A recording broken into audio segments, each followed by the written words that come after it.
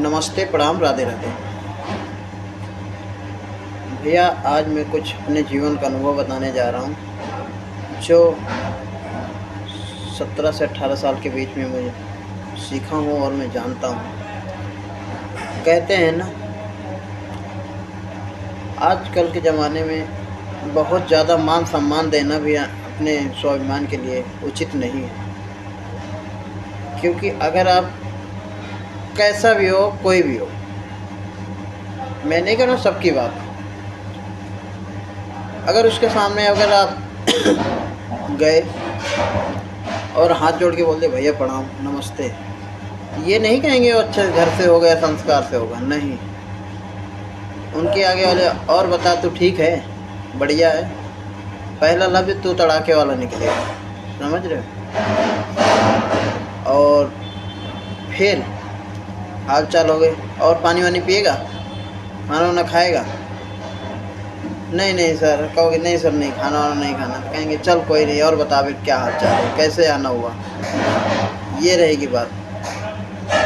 और अपना पैर मजबूत रहेगा, अपनी सोच मजबूत रहेगी, किसी के आगे गिड़गिड़ाने की कोई ज़रूरत नहीं है, क्योंकि गिड़गिड़ाने वाला ज़माना अब रह नहीं गया, मान सम्मान वाला ज़माना अब नहीं रह गया।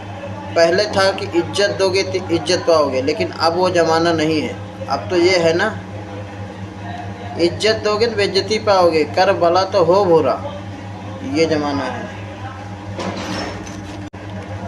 तो दोस्तों, मेरा यही कहना है कि कब और कहाँ कैसे, ये जिसको बोलने का तरीका आ गया, समझने का तरीका आ गया, तो समझ लो वही सफल है संसार में, नहीं तो मदारी बन के रहना है,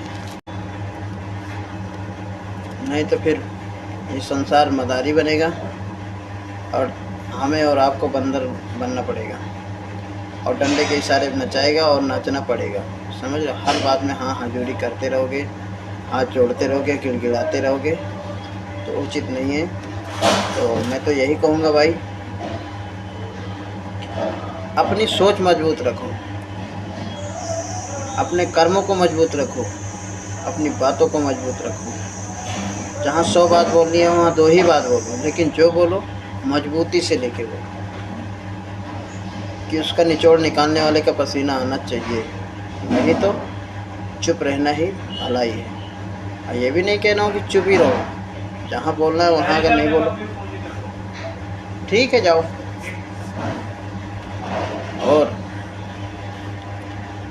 ये भी बोला था ना कि कहाँ चुप रहना है और कहाँ बोलना है। अगर जहाँ बोलना है वहाँ चुप रहोगे तो भी आपकी कायरता ही है।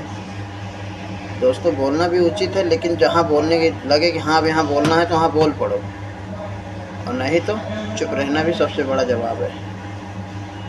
तो ऐसे एक बार मैं गया, नई जो मतलब ऐसे एक ट्रायल पे गया था, तो मेरी आदत है ना कि चाहे जैसा भी हो, चाहे जिस डिपार्टमेंट्स में, पहले तो मान सम्मान देने की आदत है।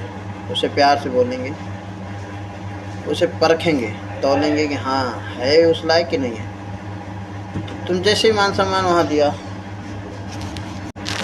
तो एक हाउस डिपार्टमेंट जब जाने लगा, तो उसके बाद मैंने बोला चलो ठीक है भाई चलते हैं, हाथ मिलाओगे, तो भाई साहब बोल रहे हैं।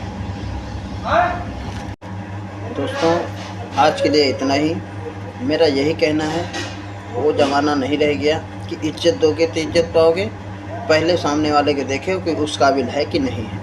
हर किसी को इज्जत दोगे तो ज़रूरी नहीं कि इज्जत ही पाओगे, समझ रहे हो। पहले उसको परख लो, सामने वाला लग रहा है कि हाँ सम्मान लायक है तो उसको सम्मान दो, सम्मान लो, नहीं तो चुप रहो, अपना काम देखो बस। जिस काम के लिए गए हो, जहाँ भी गए हो, शांति से रहो बस।